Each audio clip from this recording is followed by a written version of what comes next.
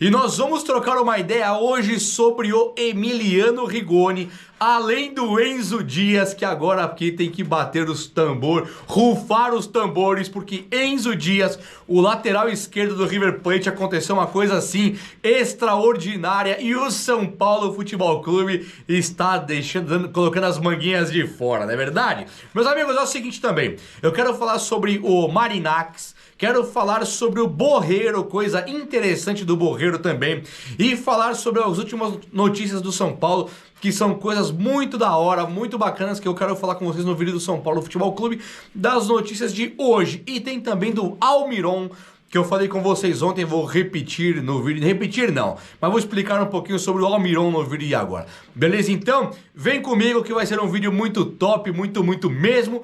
Já chega nesse like aí, posso contar? E se inscreva também aqui no canal, que você é muito bem-vindo, muito bem-vinda, e eu faço muita questão de ter você por aqui, viu? Faço questão mesmo, chega comigo. Olha só, o São Paulo ele não tem ficado quieto, né, no mercado, ele está totalmente interessante no mercado depois de contratar o Oscar e fazer uma proposta oficial ali pelo Wendel, que ele deve fechar muito em breve. O Wendel, lateral esquerdo, está com um pé, 99 do outro pé já no São Paulo. Então eu sempre tenho repetido, o São Paulo ele pode perder o Wendel, mas vai ser quase impossível. O Porto não vai segurar mais o cara, mas o Wendel, depois eu troco uma ideia com vocês, porque o Wendel, ele vindo pro tricolor, ele é um lateral que chega para ser o lateral sozinho, isolado. Ainda falta um reserva para ele, ou um lateral para disputar a posição com ele, ou um lateral para rodar o elenco, entenda como você preferir. Num mundo onde o cara vem dos Estados Unidos, vem da China, ele vem da Argentina, fazem muito menos jogos. Chega aqui no Brasil, o cara faz 80, 85 jogos num ano, é realmente algo muito gigantesco de pensar e também de você falar, poxa, peraí, não vai rolar mesmo não. Vai precisar aí ter um reserva ou um cara para rodar e fazer aquele famoso rodízio. Então o Wendel é carta dentro do baralho, não é carta fora, não é carta dentro do baralho. E surgiu, segundo o jornalista Sérgio Luiz Merlo, que é um cara que faz a cobertura do futebol, principalmente da América do Sul aqui, do futebol sul-americano, e ele tem a sua característica, o seu core business ali, a sua tarefa principal é ele falar de mercado da bola. E o Emiliano Rigoni é um jogador que vai ficar livre aí no mercado. Ele estava lá nos Estados Unidos, um futebolzinho, acho que é Atalanta dos Estados Unidos, é um time mequetrefe dos Estados Unidos. Ele jogou no Belgrano, jogou no Elche, jogou no São Paulo. Ele é um jogador que rodou por aí. Não tão bem, não tão brilhante na maioria dos times. No São Paulo, campeão paulista. No São Paulo de Crespo, foi campeão paulista? É um dos jogadores mais interessantes do São Paulo durante a trajetória do Crespo por aqui. Jogou com caras como Vitor Bueno, como Pablo, jogadores assim, horrorosos, para dizer a verdade. Daniel Alves. E o Rigoni, ele era um cara que saía para as duas pontas. Ele era um cara que fez um centroavante reserva, fez dupla de ataque com o Marquinhos na Libertadores e foi bem contra o Racing, por exemplo. Ele tinha números legais, mas o que chamava a atenção do Rigoni era ser ambidestro, batia com as duas pernas, legal pra caramba, tinha uma arrancada muito boa, era um cara muito veloz, tinha condução bacana de bola e finalizava. Fazia gols, fez gol de cabeça, fez gol de canhota, fez gol com a perna direita, ele fez tudo. E quando troca Crespo, Rogério Ceni, o Rigoni desaprendeu a jogar futebol. E agora, a notícia do Sérgio Luiz Merlo é que o Rigoni estaria quase fechado com o León, um time mexicano. E aí eu fico me perguntando assim, será que o São Paulo não poderia ter trazido o Rigoni de volta? Um cara sem clube, um cara sem ambiente, um cara que poderia voltar para sua casa. Olha aí o Lucas Moura. Eu vejo o Lucas Moura por aí jogando hoje em dia, e eu não me conformo, sinceramente. Eu vejo o Lucas, muita gente fala assim, o Lucas foi bem pra caramba no Paris Saint-Germain. Eu discordo. O Lucas que jogou no São Paulo até 2012 e aquele que chegou no Paris Saint-Germain, pra mim eram outra pessoa. Não tinha nada a ver. E o Lucas do Tottenham, sabe? Um cara reserva sempre. Ah, jogou um dia, fez 3 gols na Champions do... Pouquíssimo. pouquíssimo. Chegou no São Paulo, ele volta pra sua casa e ele destrói. Ele joga mais do que todo mundo, ele joga pra caramba. Então esse Lucas eu quero no São Paulo. E a mesma coisa que eu penso do Rigoni. Não me interessa que deu errado por aí. No São Paulo jogou. Então eu traria o Rigoni de volta agora. E é um cara baratésimo, hein? É um cara que viria ali pra acertar o salário. E o São Paulo tá deixando escapar. A única coisa que depõe a favor do São Paulo nesse quesito aí é o espaço pra molecada da base. O William Gomes, Henrique Carmo, o próprio Ferreirinha e Eric, que não são da base, são caras muito jovens, né, que estão aí prontos pra explodir no futebol, são caras querendo conquistar seu espaço, serem importantes e escreverem o nome deles na história do São Paulo. Tanto o Ferreirinha quanto o Eric, que não são base, como Henrique Carmo, William Gomes e daqui a pouco também o Lucas Ferreira e tal. Então entendo o São Paulo não trazer o Rigoni por esse motivo, mas só... Eu vi agora o Borreiro, lembra do Borreiro, que é um atacante colombiano ali, meio atacante, joga de atacante, de meia. Ele foi também oferecido para o São Paulo. E aí agora ele acaba de fechar com o Fortaleza. Então Borreiro, que viria para o São Paulo para ser uma esperança legal, ele fecha com Fortaleza. O Paul Fernandes, que o Zubeldia pediu, que é um meia, que jogou no Boca, estava no Boca Juniors, o Zubeldia pediu e o cara também acabou fechando com o Fortaleza. Então, a verdade, não sei se o Pochettino, não sei o que está acontecendo, mas o São Paulo tem não querido alguns jogadores e perdido outros para o Fortaleza. E isso, em alguns momentos, chega a ser inadmissível, né? Com todo respeito ao Fortaleza, olha a camisa do São Paulo, olha o tamanho da agremiação, olha a história. Então é um pouco complicado. É claro, o São Paulo não pode gastar, o São Paulo tem o FDIC, o São Paulo tem um monte de questões que levam o São Paulo a fazer uma gestão de futebol com gastos muito mais modestos e seguros, né? Você tem ali o FDIC e ele tem um teto de gastos. Então o São Paulo tratou de começar a mandar um monte de caras embora. Eu fiquei sabendo que o São Paulo já está aliviando a folha em quase 3 milhões de reais mensais. Quase 3. Aí você, desses 3, você teria 2 do Oscar, mas o patrocinador paga metade. Então o São Paulo está gastando 1 milhão a mais dos 3 que está aliviando em folha agora. Aliviou 3, gasta 1, ficam 2 milhões de economia mensal. É claro que o São Paulo não vai economizar esses 2 milhões de folha por mês, porque o São Paulo tem um budget formado aí, preparado. Budget é o dinheiro dedicado a...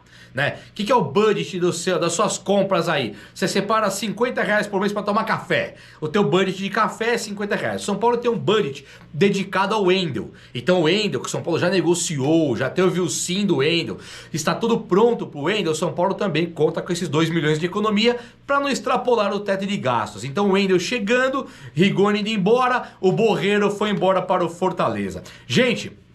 a coisa mais top está acontecendo aqui agora. Deixa eu falar só um pouquinho do Evangelos Marinax, que é para contextualizar algumas coisas. O Evangelos Marinax, o São Paulo preparou todo o campo, onde Júlio Casares vai apresentar para o conselho agora a proposta que vai ter do Evangelos Marinax, o magnato bilionário grego, para ele comprar 40% da equipe de base. Há quem diga já que o negócio está fechado, viu? É claro que quando o Júlio Casares apresentar, tem que ter transparência, tem que ser muito sério e de muita responsabilidade. Mas quando o Júlio Casares apresentar esse projeto, onde o cara vai ter 35% da base, e para isso ele vai desembolsar 600 milhões pra gente, parcelado ou não, são 600 milhões por 10 anos. Então são 60 milhões de reais por ano, só para ele ter 40% da base. É um negocião, tá? Não se iludam. E ter esse cara por perto é um cara que acabou de ser premiado. Prêmios de futebol, de gestão de futebol, nos times dele que tem por aí. Tipo Panathinaikos, Newcastle, são times... e o AVE, né, de Portugal, são times dele. E ele está fazendo uma gestão de futebol muito vencedora. Então ter ele por perto... pode acarretar em ser 40%, 35% da base e pode também naquele boato, aqui é boato, hein? Que o Júlio Casares teria chamado esse patrocinador, que vai ser o CEO, que vai ser a SAF, aí o São Paulo não tendo jeito mais, o São Paulo vira a SAF, onde Evangelos Marinax compraria o São Paulo, a SAF do São Paulo, e o Júlio Casares seria nomeado o CEO, o presidente quase que de sempre, vitalício, no comando de futebol de São Paulo. Claro que isso aqui é boato, mas a base comprada ali 35% da base. Isso aqui é muito real e já está acontecendo, tá? A mesma coisa que já está acontecendo é o Montiel. O São Paulo vê Montiel totalmente inocentado do que tinha lá, aquele problema dele pessoal, e o São Paulo pensa agora em comprar o cara que foi oferecido pra gente. O Montiel, lateral direito da Argentina, lateral direito do Sevilha, campeão do mundo no time do Messi, do Di Maria. Ele é um cara que o São Paulo tem interesse, só que ele custa 27 milhões e o São Paulo puxou o freio. Então assim, não avançou em relação ao Montiel, avançou em relação ao Wendel. E agora surgiu nas últimas horas uma notícia que veio o seguinte aqui, ó. O River Plate estaria fechando com o Galopo. O São Paulo tem o Santos fechando com o Galopo e também o River Plate. O River Plate fechando com o Galopo, ele teria que pagar o São Paulo. Mas o São Paulo tá esperando o cara pagar. E eles não têm a grana que tem os times brasileiros aqui por conta da moeda deles que desvalorizou. Então agora, o que pode acontecer aí? Eles ofereceram para o São Paulo o Enzo Dias, lateral esquerdo do River Plate. Fiz aqui 10 vídeos do Enzo Dias já. E agora esse Enzo Dias ele deve fechar com o São Paulo.